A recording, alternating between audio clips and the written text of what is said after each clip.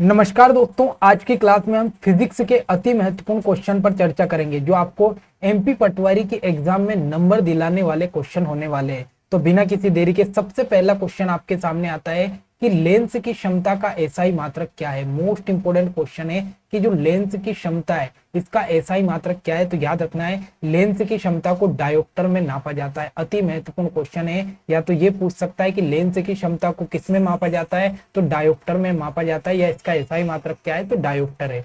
अगला क्वेश्चन है कि पानी से भरी बाल्टी की गहराई कम दिखाई देती, इसका क्या कारण है। मोस्ट इंपोर्टेंट क्वेश्चन है कि पानी से जो बाल्टी भरी रहती है उसकी जो गहराई है, तो आप देखोगे उसकी गहराई कम दिखाई देती है, तो उसका कारण है अपवर्तन। मोस्ट इंपोर्टेंट क्वेश्चन है कि जो अपवर्तन की घटना है, इस अपवर्तन की घटना के कारण जब भी पानी की बाल्टी भरी रहेगी तो उसमें आपको गहराई कम दिखाई देगी। अगला, पानी में डाली हुई छड़ी जो मुड़ी हुई दिखाई देती, इसका कारण क्या है। मोस्ट इंपोर्टेंट क्वेश्चन है। कभी भी आप ये प्रयोग करके देखना कि पानी में एक छड़ी या पेंसिल या पेन कुछ भी डालना तो वो आपको टेढ़ी मेढ़ी मुड़ी हुई दिखाई देगी। तो इसका सबसे बड़ा कारण है अपवर्तन की घटना। अपवर्तन की घटना के कारण जो पानी में डाली हुई छड़ है वो आपको टेढ़ी दिखाई देती है। अगला, सोलर कुकर में प्रयोग किए जाते हैं। मोस्ट इंपोर्टेंट क्वेश्चन लगाकर लिखना है कि जो सोलर कुकर होते हैं, इस सोलर कुकर में किसका प्रयोग किया जाता है। तो याद रखना है, जो सोलर कुकर है इसमें अवतल दर्पण का उपयोग किया जाता है। अति महत्वपूर्ण क्वेश्चन है, एग्जाम में पूछा गया क्वेश्चन है। तो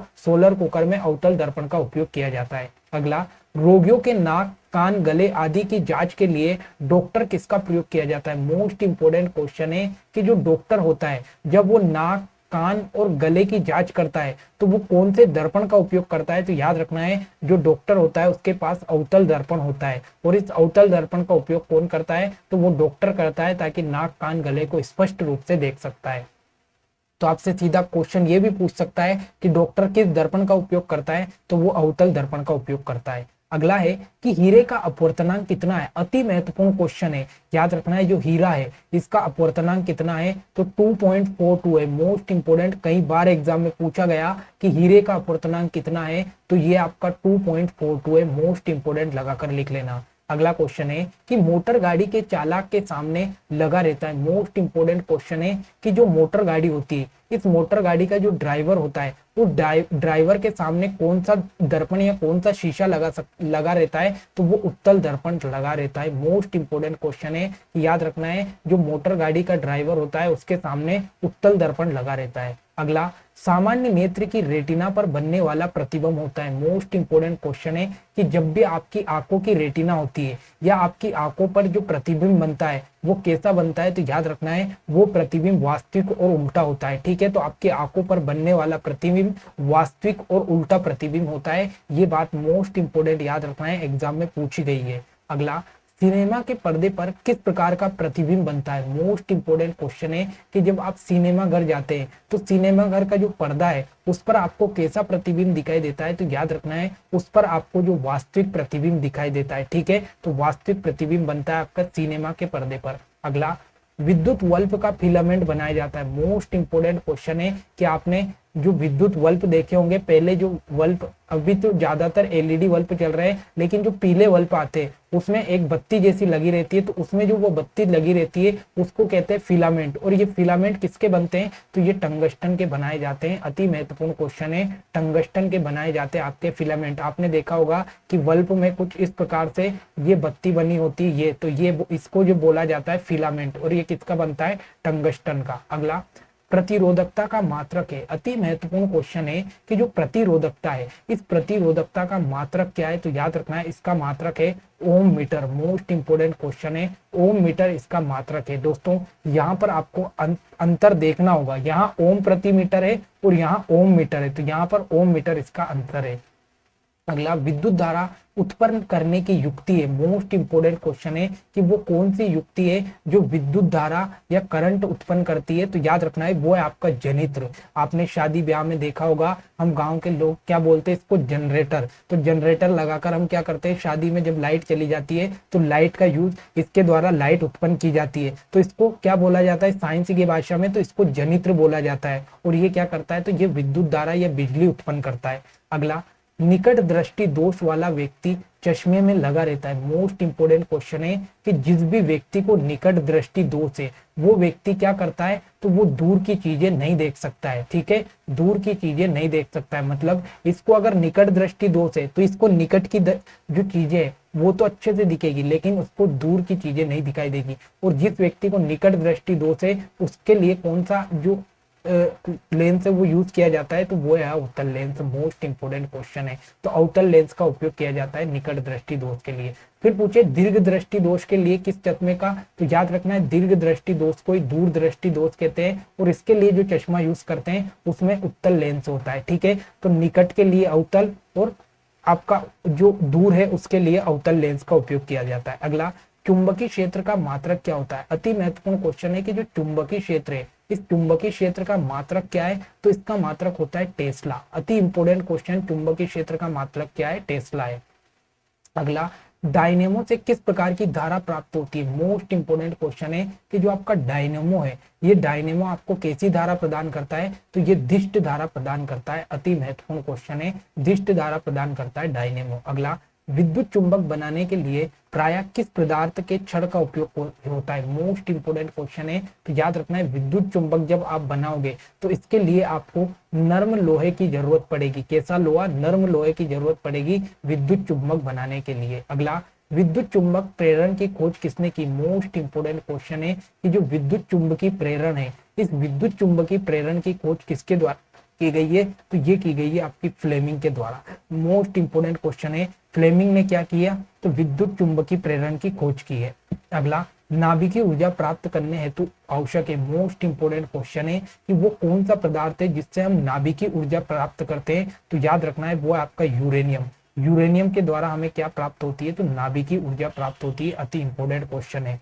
अगला, ऊर्जा के सभी रूप में अनंतता स्रोत किसे माना जाता है। मोस्ट इंपोर्टेंट क्वेश्चन है कि ऊर्जा के जितने भी स्रोत आपके पास है उन सब में से जो अनंत स्रोत है वो किसे माना जाता है, तो वो है आपका सूर्य। मोस्ट इंपोर्टेंट क्वेश्चन है, याद रखना है जो सूर्य है ये सूर्य ऊर्जा का अनंत स्रोत है। क्यों, क्योंकि सूर्य की जो प्रकाश है वो कभी भी खत्म नहीं हो सकता है, वो हमेशा आपको प्राप्त रहेगा। पर कोयला खत्म हो सकता है, परमाणु खत्म हो सकता है, जल खत्म हो सकता है, लेकिन सूर्य खत्म नहीं होगा। और अगर जिस दिन सूर्य खत्म हो गया उस दिन मानव का अस्तित्व खत्म हो जाएगा।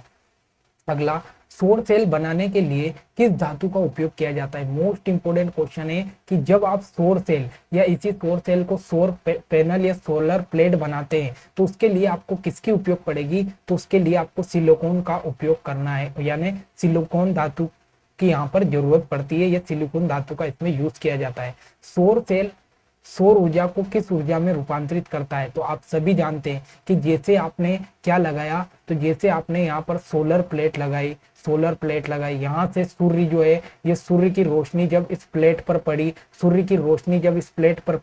तो यहाँ से आपको क्या प्राप्त होगी, तो यहाँ से आपको बिजली प्राप्त होगी। तो ये जो सौर ऊर्जा या सौर सेल है ये आपकी सौर ऊर्जा को किस में बदल देता है, तो ये विद्युत ऊर्जा में बदल देता है। अति महत्वपूर्ण क्वेश्चन है। अगला, कार्य का मात्रक क्या है, तो याद रखना है जो कार्य है इसका मात्रक क्या है, तो कार्य का मात्रक है जूल। अति इंपोर्टेंट क्वेश्चन है, याद रखना है कार्य का मात्रक क्या है, जूल। और शक्ति का मात्रक पूछे तो शक्ति का मात्रक है वाट। ठीक है, तो ये इंपोर्टेंट क्वेश्चन है।